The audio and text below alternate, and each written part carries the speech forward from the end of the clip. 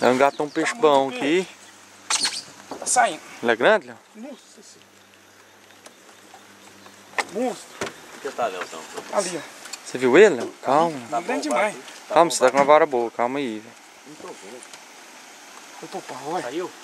Não vai lá, não vai lá. Olha lá na gaiada. Ah, tá lá no meio. Olha lá, olha lá, olha lá. Saiu. Olha o tamanho. Só que a linha tá passada do lado de lá. Passou não, tá aqui, Tá, tá, agora tá solto. solto. Olha lá. Mas cansou já também. Já tá no meio, já. Cansou. É um machão bom, velho. Ó, olha aqui, cheiro. E a tomada de linha. Puta que pariu. Ó, ó, aqui, xerife. Nossa senhora. Bonito.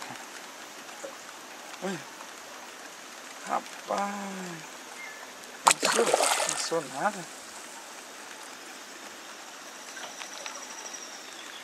A pressão tava regulada, senão tinha arrebentado os garaté tudo. Entrou e... Você viu? Eu vi. Só segurei aqui. É, desceu. Olha. Que macho bonito. Bonito, cara. Já rasgou no corpo dele, tá vendo? Onde tinha pego a primeira vez. Já rasgou. Segurar na vara. Ajuda aí. Tem jeito mais de pegar ele, não abre a boca. Dá aí, deixa eu pegar.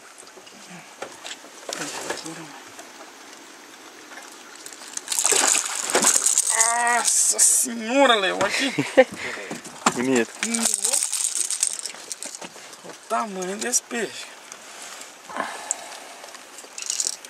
Razão. Aqui, Bonito mesmo. você tem noção, né? Esse que vão medir. Quanto que ele vai dar? Medir, tô com a trem aqui, né? Vai medir.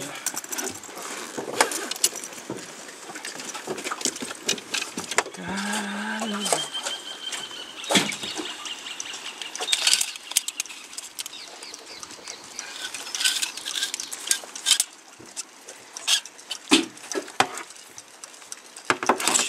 Segurei. Valeu.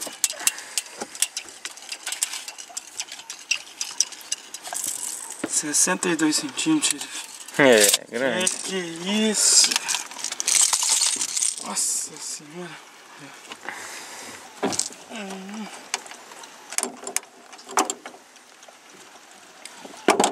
Tirar a foto e nós filmamos soltando, xerife.